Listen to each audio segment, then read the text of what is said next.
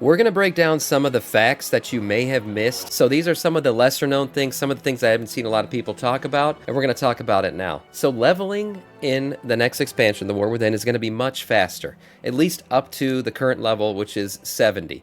So if you remember, they did this in Dragonflight, they dropped the XP requirements, and here they did it even more. So if you got to catch up, honestly, I would tell you to do the remix event that's about to open. But if you just need to level through and you want to level through the current world, right now they're gonna do 45% of total XP required to reach level 70, as it was required in Dragonflight. This is the biggest cut from 60 to 70. So we see a chart here. We see the percentage drop in terms of what percent of XP is needed, and yeah, the XP percentages get huge. Look at that, 79.9% cut in terms of going from 69 to 70. That means you're going to get there 80% faster than you would right now. So that's really good. In terms of leveling, I think this is the right thing to do. The old content doesn't matter as much. You just got to get to current content. Like I said, though, doing the remix event is probably the best thing for you to do going forward. This is an interesting piece of news here. Dracthyr class restrictions will be removed early within The War Within. This makes total sense in terms of lore. I mean, now we've been dealing with the Dracthyr for so long, so you're going to be able to make yourself a Dracthyr rogue. We'll have to see if they make Dracthyr Death Knights. We don't know what classes they're going to get yet. But Ian did confirm yesterday that yes, if you are a Dracthyr, you're going to be able to make some new class race combinations. So in an interview with Ian Hazakostas, he confirmed that there are plans to expand the classes a Dracthyr can be in The War Within. No time frame was given, but it's likely near the start of the expansion. He also said you'll be able to fight in your Visage form when you're in combat. So that's really cool for people who love to who be a lizard boy but not be a lizard boy, or maybe you just want to save your lizard boy for those late nights on Moonguard, and otherwise you just want to stay in your Visage form. This is really nice for everybody who likes the way their Visage form looks and wants to play another class as a Dracthyr. That's pretty cool for you guys. This race is not being talked about as much as I think it should. So this is the new Horanir race. There isn't a lot of information on them yet. They seem more of like an endgame race that we're going to be seeing in the War Within expansion. But one thing that's very interesting about them is they have a ton of customization options, like beyond what you would see in a normal NPC. And previously, when we've seen things like this, like the Foxboy, Vulpera, and others, that they usually do eventually become a playable race. So we're going to have to see if these guys do. Another reason why I think they are going to, in fact, become a playable race is because their skeleton is just a Night Elf skeleton. Which, you know, and that's one of the hardest things for them to do. Whenever they add a race to the game, you always have to consider how the armor is going to fit on that body, how it's going to work, because if it takes too much work, odds are we're not going to get it as a playable race. But this one is just a remake of the Night Elf body skeleton. So, I mean, there's a ton of custom. Look at these ears. There's some weird stuff, some interesting eye combinations. We don't know their story yet. We don't know how we're going to interact with them. Everyone seems to think that through data mining, this is going to be like an end of expansion race that we interact a lot with. Literally have different feed options. This is some weird stuff. Tons of hair customization. Again, for them to put this much work into what will just be an NPC race, highly unlikely. What the hell is this? Some like porcupine shit out of the head. Again, a lot of this is alpha still. All of this is alpha still. So a lot of this is subject to change. Some of this stuff kind of looks scuffed for now, but will probably get iterated on and cleaned up a bit. They got different tusk options as well. There's the male version of the race. Again, this is a Night Elf. I mean, you could already see it very clearly here. This is just the Night Elf skeleton. But a lot of, look at this stuff. They got the different scale versions like the Dracthyr do, except here this is looks like it's fur. They have the male and female versions that look very different and highly customizable.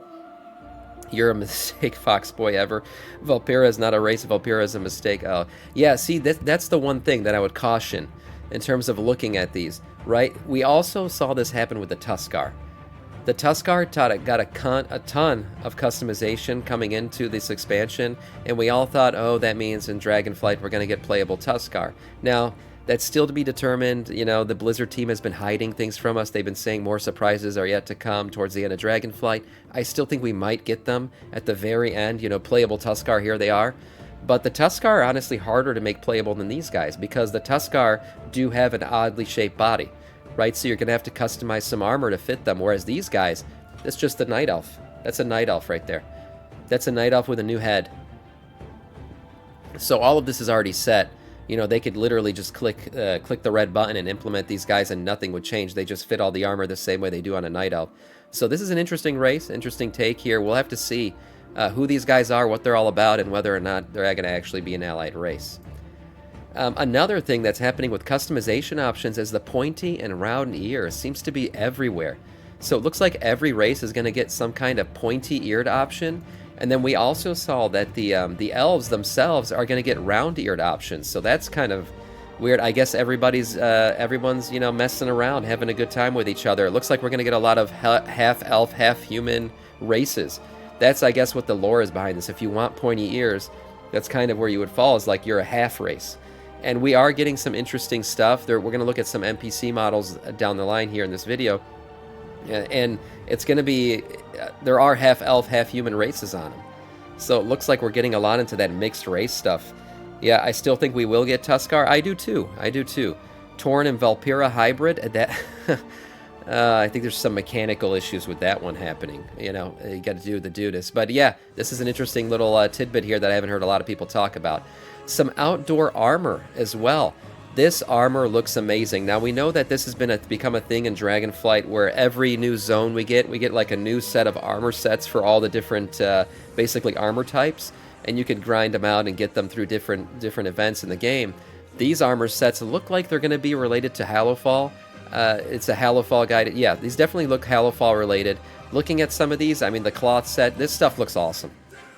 I'll be honest, I totally love like this Crusader vibe that I get from all of the stuff that comes out of Hallowfall. In terms of, this would be great for a Shadow Priest, to be honest. But a lot of this stuff does give that very much Crusader-esque vibe. This looks like something a pirate would wear, honestly. This looks really, really cool. Gives me some, I don't know, poetry of the Renaissance era vibes. And then mail set here looks damn. Look, the mail set usually gets shit on. I'm not gonna lie, the mail set might be the best of all of them. I love this cloak design that they've been using since they gave it to the Kultirans. This set looks awesome. This is probably the best mail helm I've ever seen in the game. Holy shit.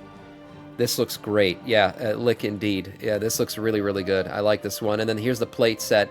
It does have very much Paladin-esque vibes, but man, I love it. Look at the engravings on the shoulder. Some interesting stuff here. I wonder if this has some religious connotations to the Hallowfall people. Wow, this one looks awesome. This blue colorway looks really, really good. So this outdoor set is probably going to be acquired much the same way that previous ones have in Dragonflight. Like I said, doing some quests in the zone, doing different things. You'll be able to unlock this stuff. You'll probably have a currency that you can purchase them with as well. Some of these weapons look really cool too. This will likely be for transmog or, you know, alt gearing. Holy crap, this muzzle's on fire. This looks great. Yeah, a lot of this stuff, I like the detail in a lot of it. Again, it does give me some Crusader-like vibes. Oh yeah, a Warglaive. Nice. Nice, you can be a Crusader with Warglaives. Very, very cool. So, a lot of this is going to be available through playing just probably the Hallowfall zone and doing different things. I'm excited to see where they go with some of this stuff. And the Outdoor World zone gearing system has been really nice. It's been a nice addition to see in Dragonflight. Moving on to human racial diplomacy is gone. Oh no. I'll be honest, when I first made a human, this was one of the reasons why I did. I thought diplomacy was one of the best things in the game in terms of racials. Diplomacy is gone, been deleted, completely out of the game. And one reason why they're doing this, Blizzard said, is because with warbands, right, you're going to have account-wide reputations. And they didn't want people to feel like, well, I got to play my human because he's going to give me a 10% boost, and that will boost everybody else's reputation. So they're eliminating it. Diplomacy or something will still exist in its place. They're going to give humans another racial. What it's going to be, they haven't said yet. But it's a sad, sad day to see diplomacy go away, considering I only play my Death Knight. He's a human, and I've always enjoyed the benefits of diplomacy. But that will no longer exist when the War Within goes live. The fate of Dalaran. This is important. You guys remember I kept saying I hope they bring Dalaran back down to the ground, and they put it back in the crater from which it came. Yeah, this wasn't exactly what I had in mind. Dalaran's going to crash to the ground. If you guys remember, we saw the opening cinematic, you know, where Illyrio's walking through the city of Dalaran, and she's kind of looking very suspicious and everything. Something's going down. I think that's an opening cinematic to lead to this. But Dalaran's going to crash to the ground, boys, and there's not much left of it. It's pretty much eliminated, deleted from the game. It's going to crash in this crater over here. Nobody's really sure how it happens yet. I think they're going to keep this story not spoiled. They're going to try to make sure that this stays under wraps, because this is like the opening storyline. This is the first maybe void attack that we're going to see in the game. But some very interesting stuff going forward here. We've seen this image a couple, spread across the internet where Illyria's kind of standing in the ruins of Dalaran. So this is going to be a very interesting storyline. We know Khadgar might be there, hopefully. I don't think he's going to die. We'll have to see where Khadgar goes from here, but Dalaran crashing to the ground, that's a big deal. I mean, that was our hub city for 2 expansions, and it's essentially going to be gone, starting with the War Within. Yeah, they'll put that thing to rest finally. I actually wanted to see them land it in the crater and maybe expand it out a bit, but that'll be no more hope. Maybe one day they'll rebuild it with magic, right? It is the city of Dalaran after all, but for now, Dalaran will be no more. Last but not least, we got some new NPC models here. We've looked at some of these already. Illyria's model is freaking amazing. Damn, this looks good. I like it a lot. Anduin's model, I'm not going to lie, the hair looks kind of scuffed when I'm looking at it, but he's supposed to be rough around the edges. He does look very Andy boyish. Hobo Anduin, some people are calling him. Moria. Yes, as a dwarf expansion, we're seeing a lot of dwarfen, esque things. So the dwarves are going to be front and center. This one was interesting. Dagran, who's Moria's son, the last time we saw him in the game, he was a little baby dwarf, just like a regular-looking dwarf with fat eyebrows, sitting in his little crib, and now he looks much more like a dark iron dwarf. It looks like he's very much into research, so we're probably going to be getting quests from him, exploring deep into underground, and returning to him with information that we have. He seems very much into research with his little glasses and scrolls and everything. We'll have to see what role he plays going forward. Oh, this one, Farron Lothar. You guys remember when I said there's some interesting stuff? Let me see if I can get a bigger image of her. Yeah, you guys remember I was talking about how these there's a bunch of half elf, half other races going on. She is one of them. So Moira here, she's got pointy ears. She looks like a human model, but she does have, those pointy ears. What does this mean? I mean, she carries the last name Lothar. Anduin was named after Anduin Lothar, of the Arathi people, and now we see a daughter basically carrying his last name. Could she be his daughter? Yeah, I did say Lothar. You're not hearing me wrong. Could she be his daughter? We're not sure. I mean, she looks like a half elf, half human, so maybe Anduin Lothar, got it on with an elf. That wouldn't be the first time we've seen that before. There's plenty of human and elf interaction. They did maybe know it, the elven race back then. There's a lot of interaction between humans and elves over the past. But she came out of nowhere. She's got an interesting logo there on her shoulder. I'm not sure what that is. This the logo of the Arathi people? We're going to deal with the Arathi people. We're going to get some Arathi lore. We know that going forward because the Arathi themselves are the Hallowfall people. The people of Hallowfall came from the Arathi Empire long before it split up and became the kingdoms we know today, like Stormwind and all the others. So, going forward, where does the Lothar lore come back? I guess it's going to come back through her. We're going to hear some interesting things. Maybe she helps Anduin find his light again. I mean, he is named after him.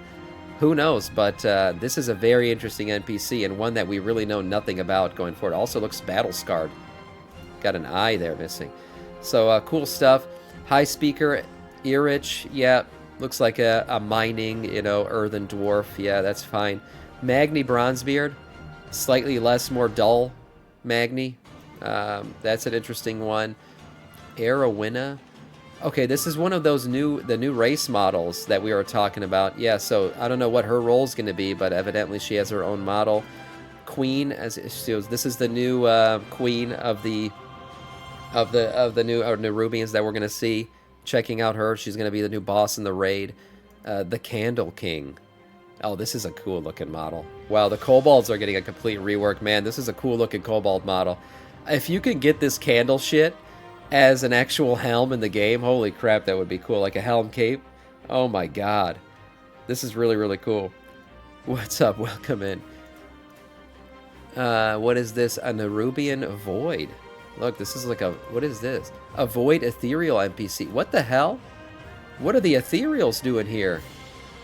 Oh wow, we're gonna get some new ethereal lore. We know that Locust Walker is gonna be pretty relevant here. We'll have to see what role he plays. This isn't him. This is not his model. Locust Walker looks different than this, but it's interesting. We're gonna see an ethereal going forward here. Probably a bad one. I think this is a boss in the raid. Earthen NPCs here. We see a bunch of customization for those guys. The Nerubian Underking. Holy crap, this looks great. Yeah, this is a nice looking model. A Nerubian Priest. Some more models from the Nerubians. And then a big, what is this, Gahoon? It's an updated Gahoon model. Interesting. So this is probably another boss in the raid, I'm guessing, or a dungeon or something. He looks very much like a boss model. Yeah, Ethereal is the only race I want playable. I don't know if that'll ever happen, but this is a really cool looking Ethereal. Imagine if you're an Ethereal rogue with these. Oh my god. Talk about badassness. And I love their stance. I've always loved the Ethereal stance. Very, very cool. Some interesting models. So we'll see what else comes out with the War Within, but those are some of the lesser known things that we've seen so far.